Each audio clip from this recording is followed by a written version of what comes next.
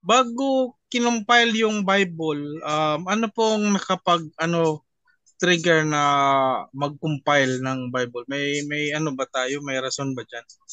Yes. Una, para ma-preserve yung mga historical, prophetical, and traditional writings. Kaya nag-compile ang simbahan at diniklara yung mga canon. Not only sa Old Testament but New Testament.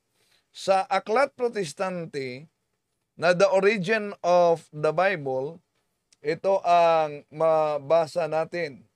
It is in the later half of the 4th century, however, that the New Testament canon finds full and final declaration in Athanasius of Alexandria.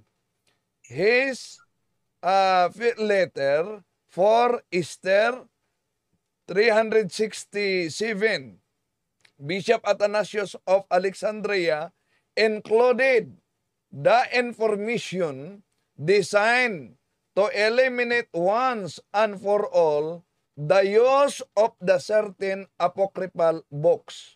So, bakit kinumpile ng simbahan? Dahil una, meron ding mga tinatawag na apocryphal books. Hindi lang sa Old Testament, kundi pati na sa New Testament. Halimbawa, the Book of Barnabas, yung mga aklat na isinulat ng mga tinatawag na Gnosticos. So ang simbahan, dahil siya ang may authority, siya ang nag-compile at idiniklara sa pamamagitan ng mga batayan nito sa Council of Carthage sa taong 397, yung canonical scriptures sa simbahan na ito talagay divine scripture. Sa balikan natin ang protestanting aklat, no? Page 74. At the close of the century, the Council of Carthage, 397, declared that aside from the canonical scriptures, nothing is to be read in church under the name of the divine scripture. They stolest the 27 books of the New Testament.